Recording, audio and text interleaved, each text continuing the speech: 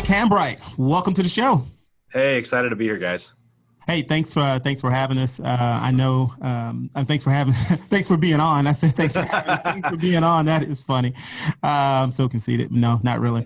But yeah, so Andy, you were on a Facebook group and you saw Mike was looking to get on some podcasts, but also, I've been seeing Mike for a long time, through Flip Nerd. I got to say, I can give you some kudos because you were one of the first people I started watching when I got started in this business. Awesome. Back in 2015, 16, started seeing the Flip Nerd podcast. And so learned a lot from the show, seeing a lot of investors, experience and some of the new people that were getting started in the business.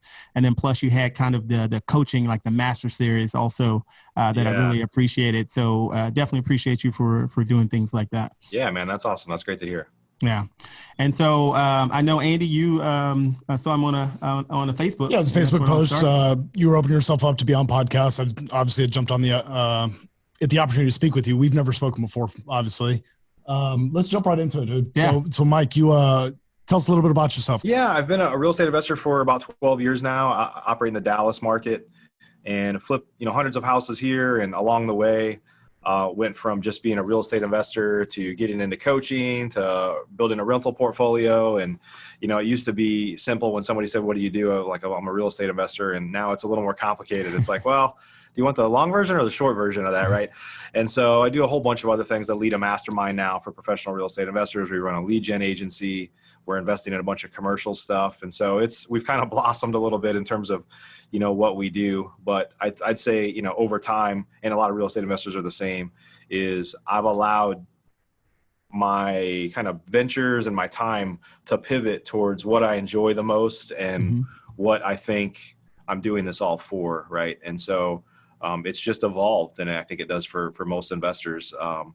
It seems kind of pure in the beginning, but then you get to a point where you're like, I don't really like doing that, and here's what I like to do, and I don't really like working with that kind of person, but I do like working with these kind of people. And so You just kind of pivot and ebb and flow, because at the end of the day, we're entrepreneurs. So, in theory, we're supposed to be able to determine our own destiny, right? Right. And I know a lot of people, that are listening to us, they're just getting started. Maybe they're working a job right now. So what did you do before you got into this 12 years ago? Yeah. So I followed the traditional route that I thought you were supposed to follow, is like get a good job, go to school, don't really like your job, well, go get more formal education and reposition yourself. And so I did all that stuff. I basically have a financial background, and then ended up getting an MBA at University of Texas in Austin, and got out of my program. It was a great program, and ended up finding an amazing job. But about 3 years into it, and it was a huge company. I won't say the company, but you would know, as a $5 billion company that actually is gone now, literally off the face of the planet. Wow. At the end of the day, my boss got fired. And I was like the golden boy in the company. I mean, I was at the very top while working for the CEO. He got fired, and then I'm his guy. So I'm like kind of like next in line, like, well, you got to go too, pretty much. Those weren't the words they used, but that's what happened. And it was just this kind of slap in the face of like, wow, I work hard. I've done all this stuff. I'm a golden boy here. And then I'm out. Like, I went from like dream job to HR taking my badge away and helping me carry a box to my car. It's just like, holy cow. And it was a wake up call, right? And then I went to another company that was flying high. It was more of a startup, but had grown pretty substantially. And then out of nowhere, to me, because I wasn't super involved in the financial side, they ended up filing for bankruptcy. And I was like, okay. And at that point, my son was just born. My wife had just left her job to have our son. He was 2 months old, and I kind of say shit got real for me real fast. It was like, okay, do I go get another corporate job? Because I clearly have no control over what happens to me there, or do I take another route? And that was kind of the beginning of getting into real estate investing. I'd always had an interest in it. I'd been to some weekend boot camps and done some things, but it just never taken action. And part of it was because I was comfortable. I was too comfortable, right? And now all of a sudden I was uncomfortable, and I had to make it happen. And so my wife and I jumped into real estate investing in the summer of 2008. At the time, the market was taking a downturn.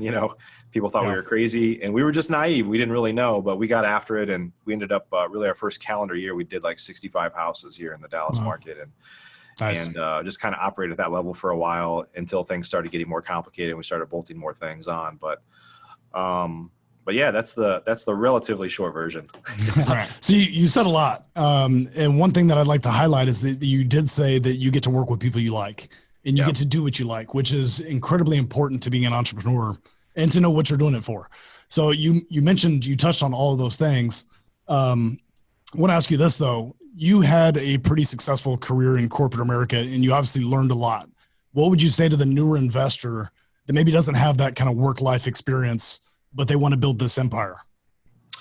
Yeah, I would say, if you get around the right people that they can fill those gaps that you don't have, right? Because at the end of the day, like I said, the last, or one of the last major companies or kind of job I had was a $5 billion company. So even if you're a one-man band or a one-woman band, like you need to operate much like a Fortune 500 company, right? You still have sales and marketing. You still have to manage your finances and cash flow. You have HR. You have to like deal with all those things. And so the key really is to structure yourself in a way to where you have to have systems and processes and you're not just making it all up, because otherwise, even if you're successful, which many obviously fail in this industry, unfortunately, but even if you are successful, a lot of times people basically just get themselves into a high paying job where they got into it probably for some freedoms, and you don't have those freedoms if you're doing everything yourself, because you can't go on vacation. You can't like go take time with your family as much as you'd like and things like that if you're doing it all, right? So that's what I would say, is get around somebody that can at least help you understand how to structure it like a real business, and start filling in the gaps of where where your knowledge gaps are. Like, I don't know how to do this. How do we do that? Like, there's a lot of people out there that teach and how to truly set up your business like a business, right? Yeah, absolutely. Yeah. So so I know that that's where a lot of our listeners are at, right? So they are doing they're probably like, okay, he knows me, right? He's talking to me. So they're out there, they're doing everything, right? They're dropping the marketing, at least they're trying to drop it on time. They're trying to go talk to people. They're clearing title. They're doing everything. So they got off the job to, like you said, to have some freedom, but they're doing every single thing, and it's kind of driving them ragged. They can't figure out how to grow. Now, you've mastered the art of scaling the business, I would say, over the course of the year. So what would you say for that person that's wants to they want to scale a business, right? But they can't seem to get out of their own way. What's the first step they should take to scaling their business? Yeah, where do you start? It is a series of steps. That's one of the things. It's like, it's easy to say I'm here and then I went here, and you can always look back at people that seem like they have a successful thing. And it just seems like they just one day went from like A to Z, and that didn't happen, right? They went from A to B and then B to C. And so just know that it's a series of stair steps, right? It's like you take one step at a time and you go. And so I think what is a typical kind of approach for folks that are scaling up is like, who's your first hire going to be, right? And that's usually an administrative person. It's usually either an admin, because there's a whole bunch of admin stuff in this business that truthfully very few of us like to do, but it has to get done, right? Oh yeah. And or an acquisitions person to help with running around chasing leads, because that's critical to the business, and it's also really time consuming, especially if you buy the way that I buy, which is in person. So you're in a market like Houston where you're at, or Dallas, like it might take you an hour or more to get from one appointment to the next, right? So you spend more time in your car just getting from appointment to appointment than probably being on appointments, right? And so it's just time consuming. So it's kind of looking at what's your skill set? What do you like hate doing and you're not good at that you have to do? And kind of attack that role first and say, okay, let me put somebody in place. And so one other thing I'll say about the scale part is to scale your business, you have to have resources, right? And we've all heard this analogy of you're in a plane and they're like, hey, if the plane loses pressure, the oxygen masks are going to fall down. Put yours on first before you can help anybody else, right? Right. So for us in this business, that oxygen that we need in our business is revenue and profits, right? Yeah. And you can't help anybody else, and you won't even be able to help yourself unless you have those profits. And so I think where a lot of people fall short is they want to scale, and they'll hear, okay, I'm going to hire an acquisitions manager to help me. And this is an important question that a lot of people don't really think about until after it's too late or hasn't worked out. It's like, do you have enough profit to even pay somebody? do you have enough profit and opportunity in your business for a salesperson to be excited about that opportunity? Because if you don't have enough leads coming in to feed that person opportunities and for them to make money, then they're not going to stick around. Right. Right. And so it's like, if you're doing hypothetically, if you're doing a deal a month and let's just say you make 20 grand a deal and you pay out 15% commission to your salesperson. So they're making $3,000 a month based on your deal flow. Are you going to find a dedicated, awesome acquisitions person for $36,000 a year if all the stars are aligned? Like, no, right? No. And so sometimes you have to grow into that opportunity. You have to bet on yourself. You have to invest in lead gen and advertising, ways to get more leads to come in so that you have that oxygen, which is revenue and profit in the business, to pay those resources to allow you to scale, right? Right. And so would you say that, is there a certain deal amount? Because there are a lot of people that they hear it all over the, social media. You hear scale and do this, scale and do that, scale and pass out, whatever it is. But, work your face off. Yeah. But style, yeah. Yeah. So they hear all of this, right? But they, like you said, they don't know what amount of money, how many deals should they be doing before they hire that person, right? What's that? Yeah. What would you say? I think it depends. Like, I think, if you're doing two, let's just say somewhere in the range of 2 to 3 deals a month, and you're wholesaling and you don't mind working hard and, earning that sweat equity to get yourself to the next level. Like you probably don't need any resource. You probably don't need anybody else, but to get from 3 to 5, it's like, okay, now you probably need to bring in an admin, maybe, and an acquisitions person. And certainly to get above 5, you're going to need, now you got to bring on a second acquisitions person or maybe a VA to help with some things, right? So it's just a stair step of kind of layering in, like, to get to that level, what resources do I need to support that organization? And you can kind of model out, like, effectively, as you grow your business, for the most part, for us as real estate investors, it includes really a couple things: more lead gen, probably more capital, and more human capital, more people, right? And so for us, a lot of times when we bolt on people in our business, it's usually more admin support and more acquisitions support. That's really what drives a lot of our business. And dispositions, hasn't really been hard for us for a long time, because if you have a deal and you bought it right, it's not a problem to sell it. Right. Or if you wholesale or retail and you put it on the MLS, like, that's kind of your clearinghouse. So dispositions isn't as time consuming as acquisitions or the administrative part of the business. So yeah, we've been spoiled for a very long time. Yeah. So you did mention one thing, and I don't want to spend too much time on it because it is specific to this time frame, but you mentioned that you buy in person.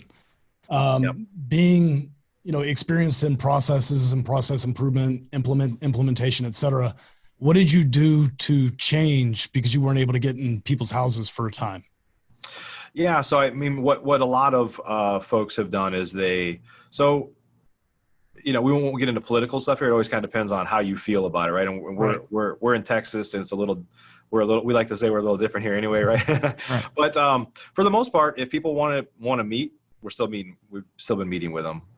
And I think what a lot of people have done is just more kind of vetting the call a little bit more to make sure it makes sense to go, instead of just going to look at everything.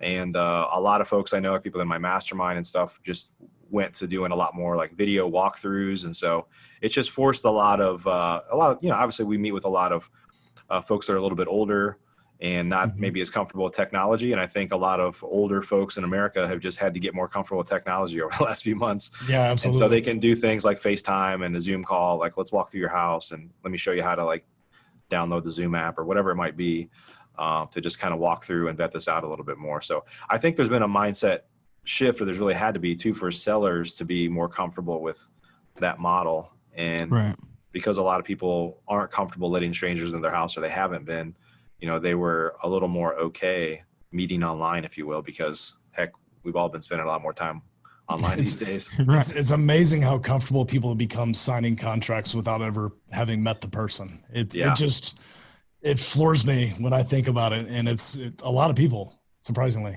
Yep. Okay. Well, that's great. Is it negatively impacted you at all? I mean, we are in Texas. I mean, that's important to say, because a lot of people are kind of laissez-faire when it comes to pandemics, apparently.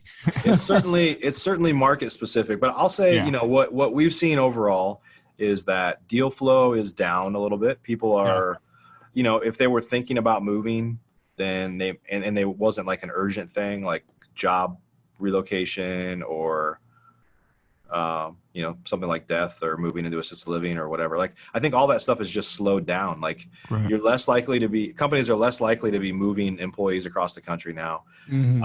If you were thinking about putting your parents into assisted living and it wasn't urgent, you probably hit the pause button for a little while. It's like, okay, let's just get through this mess and then see what happens next. So everything kind of slowed down. So really sales activity has slowed down. So anyway, what's happening is deal flow is a little bit lower for the average investor, but profits are way up because there's so little inventory on the market that prices are just kind of shooting through the roof in a lot of markets. Correct. Yeah, absolutely. Houston's experienced that quite a bit. Yep. Yeah, we've seen that, and we've seen like a lot of our deals are going to be your absentee owner type deals versus just the high equity owner occupied or just kind of sitting, right? And so you are going to be missing a few of those deals versus the people who had a house that's been sitting vacant. And then, as far as like COVID is concerned, we found that it's not so much the seller, that the sellers hadn't been giving us much issues about it. It's been the tenant that says that they have COVID. Right. And so it's been we've had a few of those where the tenant didn't want anyone to come into the property. And in reality, they hadn't paid rent and all this other stuff. So they were giving excuses. It's a weird time for landlords. I mean, I was just talking to my wife about it. There's so much stuff going on with like canceling rent and stuff like that. It's worse in some markets than Texas, but now it sounds like it's coming from the very top, like government wise, of like maybe allowing people to not pay their rent, which is through the end of the year. It's crazy. Yeah. It's insane, man. I could say a lot of words there, but insane probably highlights it a little bit. Crazy. So we'll see what happens. We haven't had a lot of issues with collecting rent. We've had some, and there's always some people that take advantage of it. They're like, okay, I'm a victim and you guys owe me this. And we're like, people don't really they always assume there's some billionaire on the other side of that landlord agreement. It's like, it's just a lot of people that own, 2, 5, 10 properties, and they need that cash flow to pay their bills, right? So it's a weird time for sure. Right. Yeah, absolutely. We were having a discussion. I sent a text out from our property manager of the past due rents, and it's getting up there. It's probably 14, 16 grand. I didn't add it up, but we're looking at refinancing right now, and we're considering pausing that just because we won't be able to evict if they're, federally backed loans, or at least that's the rumor right now. We'll see if that passes, but everything I'm hearing, and I don't focus too much on it. I mean, we'll see what happens with it, but it's interesting times and definitely requires us to be flexible. Yeah, sure. No doubt. Right. No doubt. Right. And so, not to drift too far from scaling. So I know that the other question that people that have is, how do you find those people? Right. So you said get a salesperson. You said to go out and get an admin person, but where do you find those people? In most cases. How do you qualify? So we've gotten a lot more sophisticated with that because we have a lot of employees now. So because I have a few different businesses. So on the agency side of our business, we have probably about 30 employees. So we've had to get pretty good at recruiting. And so we use stuff like, so we post all of our jobs now on Indeed. Well, let me kind of tell you how I did it for a long time, which is a simpler version, is we would just post jobs on Craigslist and muddle through, and you might get a ton of resumes back and you just kind of work through them. Right. So that way still works. It's just, it can be time consuming. And if they're just emailing in a resume or submitting a form or something like that, you probably have to do some more legwork to, there's probably a lot more back and forth than using a tool and a process for managing that. So now we use Indeed, or we use WiseHire to post jobs on, and then it syndicates out to Indeed and a whole bunch of other places. And people are required to take a couple personality tests. So Indeed WiseHire usually requires them to take the DISC profile, and it'll tell you whether it thinks the person fits based on what you've kind of filled out there. DISC is okay, but it's not the best. There's a lot of better tools out there. We use one called Predictive Index. And Predictive Index is kind of scary how accurate it describes. Like even when I take it myself, I'm like, holy cow, how from the questions it asked me, how could it decipher that about me? It's a little scary, right? And but we use tools like that to kind of to eliminate people, honestly, and then take it to the next level so that we're not spending time interviewing 100 people. We're interviewing the best like 6 or 8, right? And so, but I'll say this, if you're looking for an acquisitions person, I've always had pretty good luck with people that were in car sales before, or other sort of consultative sales like wind high-end windows or siding or even door knockers for like roofers and stuff like that. And so people that have kind of had to sit down with folks and kind of walk through a sales process have always been good. And there's always people out there looking for jobs like that. Admins. Yeah, go ahead. They've got thick skin and they've been in the consultative sales. I think that's a great area to look for sure. Yep. And then for admins, I mean, whenever we post jobs for admins, we usually get hundreds of resumes. There's so many people that could fit in that role. So I think the important thing there is just to find somebody that you're going to get so many people that apply for roles like that. Like find somebody that has done. We usually look for people that don't have any real estate background because they have these preconceived notions about, well, that's not how we did it at this brokerage. It's like, well, we're not a brokerage, like, so it's different, right? But there's a ton of administrative roles. So at the end of the day, we're in the real estate business, but for the most part, it's talking to customers. It's pretty basic, like structure of the business. And so we want people that have been somewhere for a few years, not like jumped in and out of a bunch of jobs, and they're comfortable on the phones. They're also very well organized so that, they have a lot of attention to detail because that role requires that, right? Right.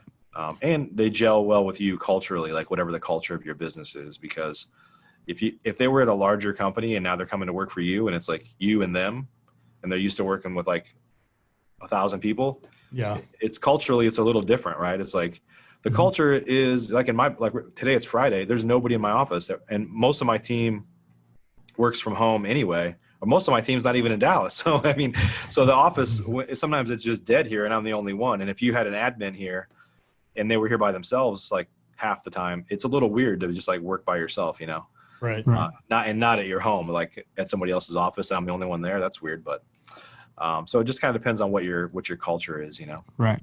And how do you build that? Especially, are your people not there now because of the, COVID, or were they already working virtually or what? So again, we have a few different businesses. So most of my staff is global. Like we have, we have a ton of VAs, and a lot of them are in the Philippines and India, Morocco, Pakistan. Have a graphic designer and video editor. She's in Serbia. All my sales guys, like for my different businesses, are virtual. And it's just kind of how it's worked out. That wasn't how it always was. But we were like that before COVID. And now that kind of COVID has hit, I think like a lot of companies were just like, this working from home thing isn't so bad. I need an office to come to. I have a home office too. But for example, when I do the show with you guys, I was going to do it from home today because nobody else was here, and why come to the office if I don't need to? But my wife and I have like a 2-person desk. It's like a back-to-back desk, and she's in there pounding on the keyboard. I was like, okay, I'm just going to go to the office. So I'm distracted. Like here, I have my own office. I can shut my door and do my own thing. At home, I'm distracted by dogs and refrigerators and TVs and all that stuff, Right. But the culture stuff is hard, right? I think part of the culture is, for a lot of us, culture is like the chemistry of the team, right? And so it's a little bit harder to define that and to have that build virtually. But I think that's just the world we live in these days. And so we do things like we use Slack a lot. We have town hall meetings. So we get together and everybody needs to be on Zoom. We want them to have their camera on so they can all see each other and kind of build those bonds. And we have like a couple of different good news channels. So like when something good happens in this business, either if somebody hears about it, like go post that this person had some success, or we got a deal, or whatever it might be, just post it there so everybody shares in the good news, instead of it just being like one person emails another person and we're like, oh, hey, awesome, but the rest of the team missed out on it. So like, let's just kind of share those things. You just kind of find ways to adapt, Right. Yeah. And I think, whether you have a person that's in office or you have VAs that are all across the globe, you got to find a way to bring them into the team. Right. And then, of course, you said you have things like Slack and things like that to be able to do that. Yep. Right? Yep. So wanted to kind of shift gears here. I know that you have a product called Investor Machine, right? Yeah. And so can you kind of tell us a little bit about that? What made you get started in that, and how everything works? Yeah, so Investor Machine is effectively an agency for, we really only work with established real estate investors, people that are actively advertising, that are actively doing usually at least a couple deals a month. A lot of our clients are doing 100, 150 plus deals a year. But we just do some very data-driven lead generation, and we never really have a problem talking about how we do it because we know that the average person hears it and thinks that that's so hard, I'm never even going to try that. Yeah. But just for your listeners, like a few things, I'll tell you a little bit about it, but a few things that I'll tell your listeners is like, look, consistent lead generation is key. Yeah. And a lot of real estate investors sit around like, hey, I've been doing a deal here and there. I want to double my volume. I need to get more deals. You don't need more deals. You need more leads that are going to turn into deals, right? If your conversion is like 1 out of 20 leads and you're doing a house a month, then what you need to get to 2 houses a month is 20 more leads a month, right? Yeah. And so and that's how our business. Yeah, go ahead. Yeah, I would say that's in the beginning, especially even, as the wholesalers that have been doing this for a while, what you find is they spend the money and they're just like, okay, let me see if I'm going to get a deal, and then I'll spend some more. Right. And probably not the best idea. Yeah. No, it's kind of like I'm rehabbing a house and I'm going to stop doing everything until I sell this one. And it's like, this business is already lumpy, like lots of ups and downs. If you're not consistently generating leads, then it's like that lumpiness is magnified. Right. And so incredibly important. Yeah. You're speaking to me. I'm an ex-flipper, and I'd find myself not going or taking care of leads the way I should. So I'd slow down my marketing, and then, because I was busy working on other stuff, other projects, et cetera. And then I come back and I've got nothing, and it's for the next month or two at least to get that funnel start coming in consistently.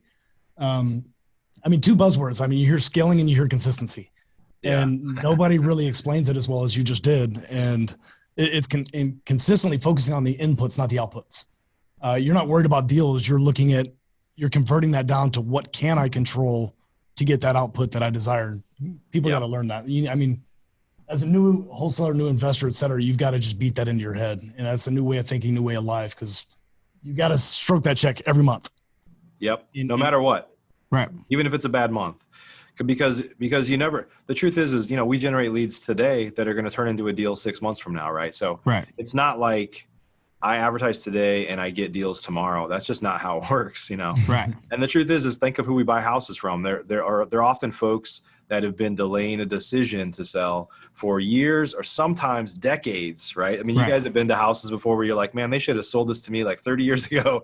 It was bad then, right? And so just we're dealing with people that are naturally delaying the inevitable, procrastinators in a lot of instances, people that have health issues that have been going on for years. And it just got to a point to where today's the day that they're going to do something about it, but you never know when that day is going to be. That's why you have to consistently advertise too, especially with direct mail. You're just kind of landing there. You're basically just tapping somebody on the shoulder. Are you ready yet? Are you ready yet? Are you ready yet? So think of all the other direct mail you get. You get stuff for like tires, mattresses. Like, how often do you buy a new mattress? Like never, right? Like every 6, 8, 10 years or something, but they just keep mailing it to you. Why is that? It's because they have a high margin product, and they know that if you don't hit them with that mail on the day or the weekend or the week that they're decided to do that, then you're going to miss out. Even if you've been mailing them in the past, if you stop, like the leads are going to dry up. Right. Right. And what you're saying is like the investor machine eliminates the thinking part of that part, right? You're able to not only find the person, but also be able to do the marketing, make sure the marketing is consistent. Yeah. So we have kind of a done for. So we have a very we use data unlike anybody else. So we go into each market that we operate in, which is through a client. And we go get like probate lists and tax delinquent lists and all those things. And we get them live in real time. So you can buy data from other sources. I'm not going to poo-poo anybody, but there's a lot of other data sources out there that are often like way outdated and half the data is missing. And it's just, incomplete data for sure. And then the other problem is that, so we actually go after about 40 different lists. So we don't get all 40 in any market, but we are going after about 40: probate, tax delinquent, IRS liens, mechanic liens, mowing liens, city liens. There's all sorts of stuff. Notice of default, tenant evictions, like all sorts of stuff, right? And then we actually look at the newspapers. We're looking at obituaries. We're looking at arrest reports, and then figuring out where that person lives. And then, so we just take all that data and we append it back into our software, and append that back to a house. And you guys have probably heard of list stacking. So we take an address and say, usually list stacking, there's a couple of great tools out there. They say, well, how many lists is it on? But we actually give the different lists a different score. So a probate, for example, has a higher score than a mowing lien because it's a little more permanent than a mowing lien. Yeah. Right? Just cut the grass. So we weight the different lead sources and give that more weight in our stacking. And then it also has a shelf life, right? So if somebody, like a probate lead, for example, we give that a shelf life of like 18 months. But at some point it has to fall off the list because that piece of information isn't as important anymore, right? Mm-hmm. And so a lot of folks, truthfully, most real estate investors are not the most detail oriented, not the most organized. So doing all this stuff with data is like, they just like, makes them sick to the stomach to even think about doing this stuff. And that's where we kind of take over. And then we manage mail and skip tracing and all that stuff like clockwork, like literally just like a machine. It's called the investor machine for a reason, but just like a machine, it's just weekly stuff happens for you. Leads are coming in. You don't have to think about it. You just write a check and pay for it basically. And we do the rest. So whether people work with us or whether they don't, that's how you should operate. Right. Okay. And we talked about kind of evolution before, just like pivoting along the way. I mean, so I've coached hundreds of people directly for sure, and probably thousands through podcasts and live events and stuff like that. And, the single biggest question is always like, who should I mail to? Who should I market to? What list should I market to? And as if there's this magic list out there of like people that want to sell next week at a deep discount. Here's the list. It's like, well, that doesn't exist. Right. The only way you can get to it is by doing kind of what I'm doing. So, you can do those things yourself, or you can hire us to do it for you. Right. I think the most important question in wholesaling is what's the best marketing channel? It's like, really, that's like walking up to a stranger and asking like, where should I go eat? Yeah. Like you know nothing about me or my business. I know nothing about your food tastes. Like, yeah. And you said something there that you said that they can do it themselves. And I would say that they can't. All right. Because the things that you just said, the average wholesaler that needs to go out, that needs to go talk, they need to go talk to people, right? And if they're spending that much time trying to pull all this data and trying to score it, they don't even know what scoring is, right? And then they never go talk to people. They go out of business before they even get there. Yeah, you got to be talking to people, and you have to be having quality conversations, right? Mm-hmm. And so I think that a lot of investors end up looking at leads. How many leads did I get?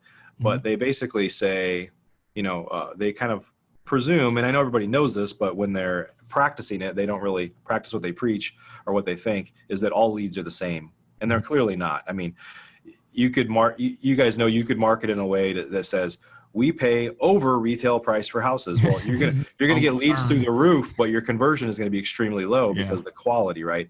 And it's the same thing if you can market to highly motivated people versus just people that are over 65 and have equity.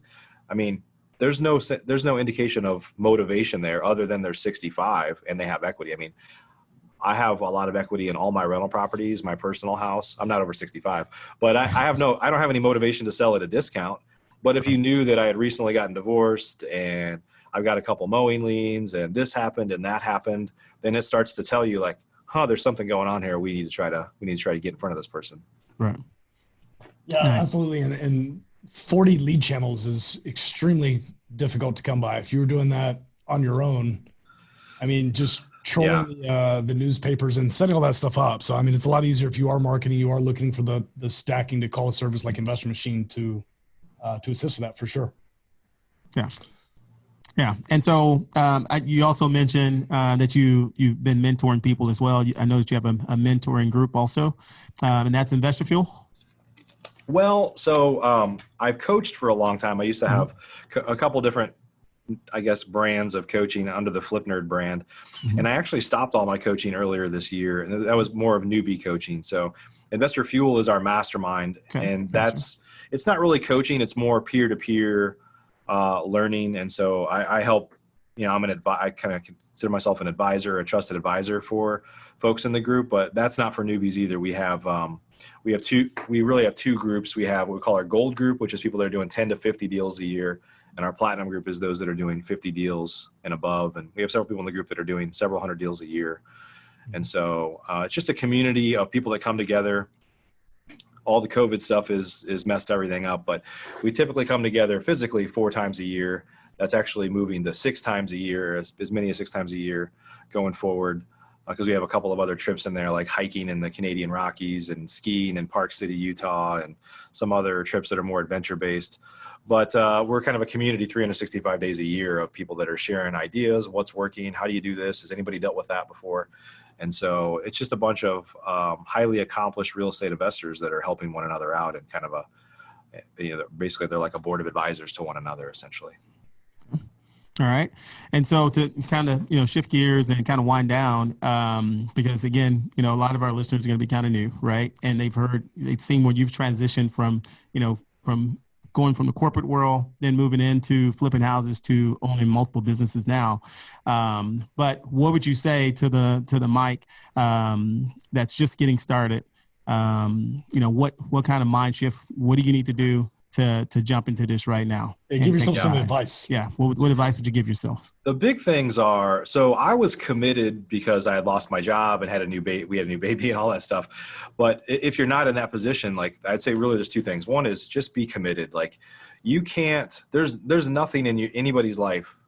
I'm speaking to the people that are listening to this right now too, is that you do just enough of to get by that you get the results you want, right? If you do just enough to check the box and say, I did it, you're never going to excel. You're never going to get the results you want. If you're an athlete, or you have an athlete in your family, or professional athletes, the top entrepreneurs, musicians, actors, all those, they worked really hard to kind of hone their craft and get there, right? Mm-hmm. And getting into this business is the same thing. Like you can't just dabble and try. I tried. Like somebody sent me a message through Facebook Messenger or something. They're like, hey, I don't really know what to do. I've been trying to buy a house for a year. And I'm like, what have you been doing? Like there's no way that if you really tried that would. You could accidentally buy a house in a year. Yeah. Yeah. And so, not to say anything bad about this person, but there's a lot of people out there that are like, well, I tried and it didn't work. It's like, did you really try it? Or enough to check the box? Or did you really try, And so, just want it bad enough to work really hard. And then the other piece of advice that I would give to myself is, if I go back the first couple of years that I was a real estate investor, is I had, and part of it was because I guess I lost my jobs, and I saw just this kind of dog eat dog world in corporate America that I was in, mm-hmm. that I had more of a scarcity mindset than I do now, for sure. Right. And so at the time, I didn't share what I'm doing, how I'm doing it. I thought I had some secret sauce, which there's not really a whole lot of secret sauce anyway. But I just didn't really think much about collaboration and sharing and learning from one another. And now that is literally the foundation of everything I do, right? But then I was just kind of in the foxhole, closed off, and doing my own thing. What changed that? Was there some catalyst that changed that, or was it just growth over time? I think some of it was just personal growth. Like some of it was like, hey, there's a way to work together. So I started to share with people what I'm doing. And then all of a sudden people would bring me deals. They're like, hey, I know you know what you're doing. I've got this deal. Would you be interested in it? And it was just kind of some win-win situations. And next thing I know, people are asking me, could you coach me, or do you just have coaching? And it's like, maybe I could do that. And, just kind of evolved to like, wow, now when I share stuff with people, but I've just found that the more I give, the more I get back. And so now I'm just constantly trying to give. And, it's not like I'm like, well, I'm waiting for it to come back to me. It's just constantly coming back to me too, because I'm constantly giving. And so that mentality took a while for me to understand, and I get it now. Good deal. And for those who hadn't read the book, The Go Giver, check that one out. That's an excellent book to read if you want to learn about the power of giving. And so how do people reach out to you? Yeah, probably the best way is through Facebook. So pretty active on Facebook, Mike Hambright. And we've got a lot of content on flipnerd.com, literally thousands of hours of shows like this, interview style shows, and other content that we've created, other trainings. It's all free. And, other than that, if you get there, you can find out the other things that I've got going on, like Investor Fuel or Investor Machine. But Facebook is where I hang out the most. Okay. Perfect. Is there anything like that? Again, thank you for coming on, but is there anything that you'd like to add before we go? No, I think I appreciate you guys sharing your message. I mean, that's something I've done for a long time too. I know that you guys get, I think for people that are out there, it depends on your situation. Everybody's situation is different, right? Some people want they want to pay. Everybody wants a paycheck. Like I say, I always want money. Like I want like stacks of it, like right here, right now. But Stacks you'll get on to a stacks. point. You'll get to a point to where it's not all about the money, right? Once your bills are covered and you don't have to worry about stuff, then there's this kind of emotional paycheck that a lot of us want. And I think for a lot of people, that's giving back. And so I feel like I've been given so much, and with that becomes great responsibility for me to kind of share back and, just live with that mentality in this business, because there's a lot of people in this industry that don't have that. And the more you have that, the quicker your level of success will rise. All right, perfect. And again, thanks for joining us and giving us listeners some good information, some good nuggets. And for those, if you like what you hear, again, don't forget to hit the like button and leave us a review. We appreciate your reviews, whether they're good or bad. Of course, we love the good ones, right? But outside of that, again, thank you. That is the end of the show, but y'all come back now, you hear?